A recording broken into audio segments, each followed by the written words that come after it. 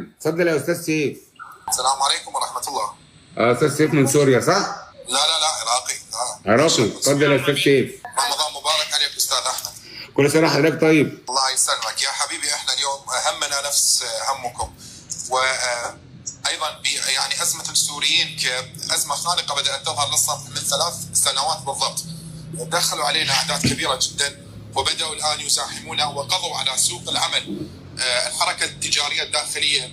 خليك معانا يا استاذ سيف. قبل بس ما الاستاذ سيف يا جماعه بعد اذن حضراتكم، استاذ سيف من العراق وهيقول كلام مهم، وانا هو الاستاذ سيف بقى قبل ما يتكلم انا هقول لكل مسؤول في الدوله المصريه اسمعوا استاذ سيف من العراق هيقول ايه على الجاريه السوريه اللي موجوده عندهم في العراق، واللي عددهم 260,000 بس، مش اكتر من كده، مش 1.5 مليون.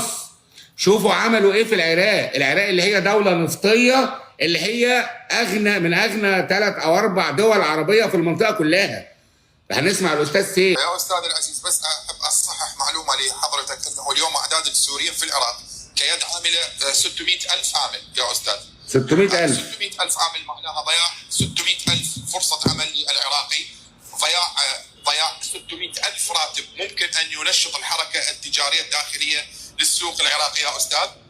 بدأوا اليوم ايضا بالتطاول علينا ويسبون في اعراضنا، وايضا يصعدون، اقسم بالله فيديوهات موجوده ومنتشره، السوري يصعد على عمارات في بغداد ويصور القوات الامنيه العراقيه، وهذا بحد ذاته انتهاك لسياده بلد. كونك انت لاجئ هارب من بلدك وطالب ان تعمل في بلدي وطالب الامان، يعني انت طالب ان تاكل والامان في بلدي، تنتهك سياده بلدي ولا تحترمني وتقوم باعمال استفزازيه وتتحدى.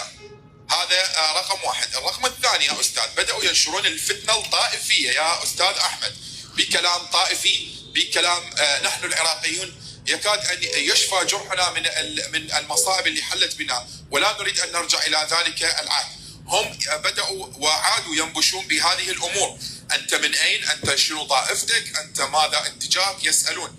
ولايفات، انا ادخل مع لايفات مصريين وهذا الكلام موجود وموثق، من وسط بغداد يفتحون بثوث ويغلطون علينا لا بل ويتحدونا، يقول لك انه نحن لن نخرج. طيب ليش يا حبيبي؟ انا اليوم استضفتك، انت اليوم ضيف عندي، يوم ثاني يوم ثالث يوم. طيب الدولة عاملة ايه معاك؟ اصل احنا عندنا النهارده نفس المشكلة، الشعب بيطالب ان بلده استقر، بالذات الجالية السورية بقى، يعني سوريا استقرت، اتفضل اتكل على الله توكل على الله، فحتى الان الدولة ما خدتش تصرف يعني مرضي للشعب المصري. انتوا الدولة الحكومة عندكم اخبارها ايه؟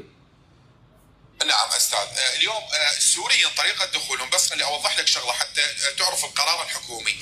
دخول السوريين اكثر شيء عن طريق اقليم كردستان. يروح اقليم كردستان، بالمناسبة هم خربوا اقليم كردستان، وانه العمل في اقليم كردستان واقليم كردستان الان يمر ازمة اقتصادية بسببهم. فصاروا يجون الى بغداد واثروا ايضا على سوق العمل في بغداد وبعض المحافظات الجنوبية العراقية.